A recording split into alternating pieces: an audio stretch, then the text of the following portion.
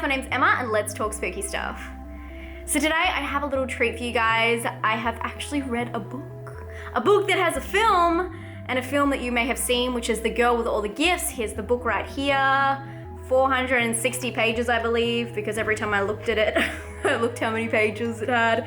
I don't read very often, but I did this in a book club, so I'm glad I finally read this, and I read it before I saw the movie, which was really good. I'm hoping that all of you guys have seen the movie by now, and I'm sure you have. So this will contain spoilers. I just think it's very important to show the differences between the book and the movie with that whole deal, otherwise it won't really make much sense. If you're cool with spoilers and you haven't read the book or seen the movie, the story is about a girl called Melanie, and she is a zombie type virus, fungal infection, ex-human who is living in this kind of like army base. She kind of like lives her life going into this school where they kind of just keep their brains learning so they can do experiments on them. And she is completely unaware of the outside world and her own mortality. I don't know, what is the word?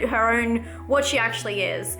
And she is really a zombie. She has a relationship with the teacher that teaches her, and she's like obsessed with her. It's a bit weird. And it's more weird in the movie though, actually. It's not so weird in the book. And what happens in the story is there is an outbreak at the base, and the zombies attack, and then they kind of have to flee, and she flees with all of the people that think that she's a monster, but then also with the teacher that she has a connection with. I have so much to talk about, but I'll try and keep it concise. If I don't answer any questions that you guys have, let me know in the comments. Happy to answer anything, but there's a lot that is different in the movie to the book. I'm gonna say up front, I really did prefer the book, and that is weird for me because normally I wouldn't. The book had obviously a lot more detail, but they missed out some really crucial scenes and some really crucial ideas that didn't make any sense in the movie, and I'm very confused how people see the movie and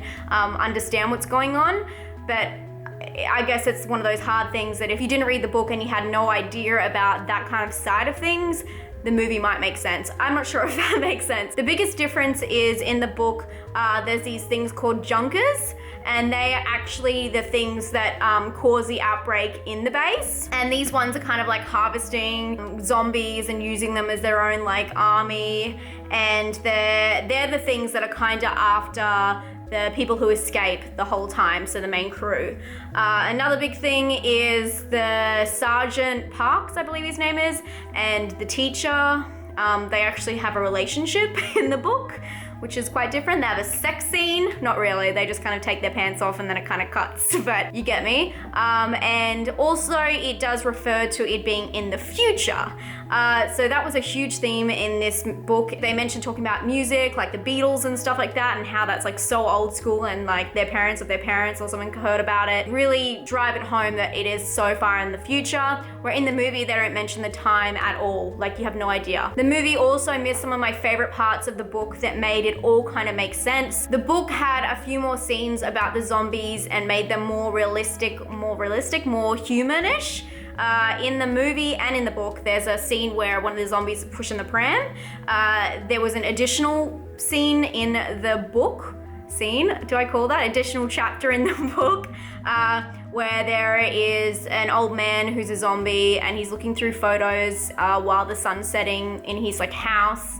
Everyone's dead, and he's singing to himself, and that was meant to be a huge breakthrough in what it was kind of about and why the virus was working the way it was and what was going on with that. But of course, it is a book.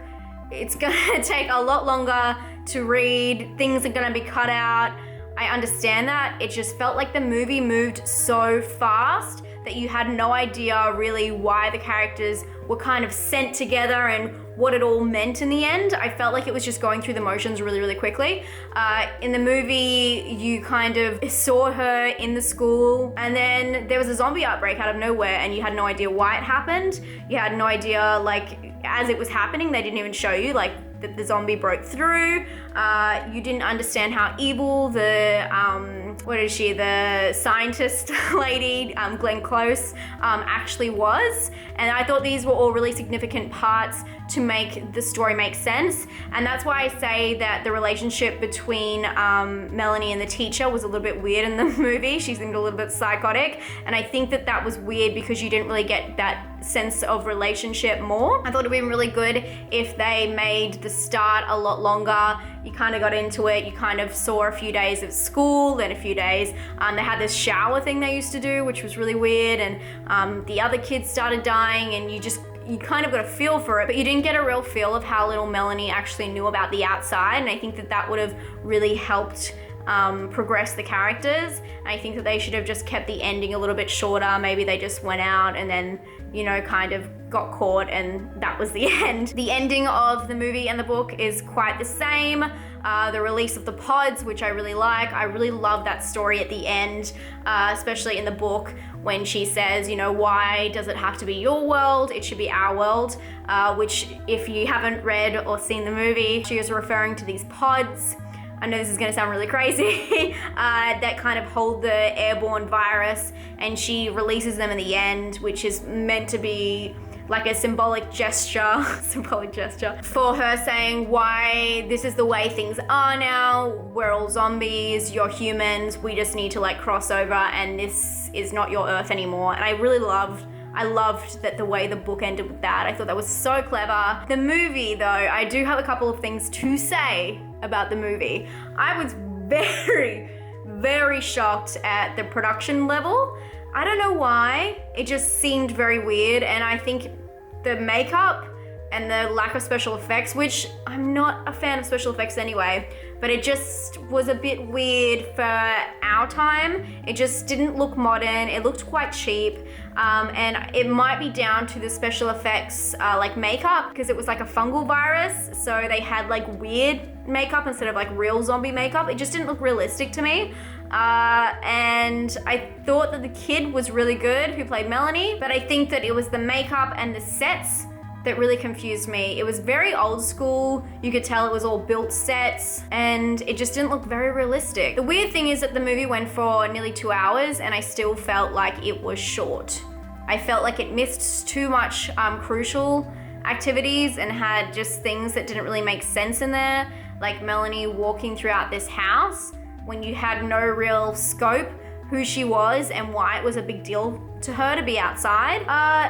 This is weird for me because it's a different perspective. Sometimes I see movies and I love them better than the book, but this time I'm definitely gonna have to go with the book. I'm gonna give the book a 6 out of 10, and I'm gonna give the movie a 5 out of 10. I hope you guys enjoyed this and it all made sense to you. Also, those scores are more to do with my personal likes, but I do think the book is alright. Check it out. Let me know if this is your thing and which one you liked better, and I'll talk to you later. Stay spooky. Bye.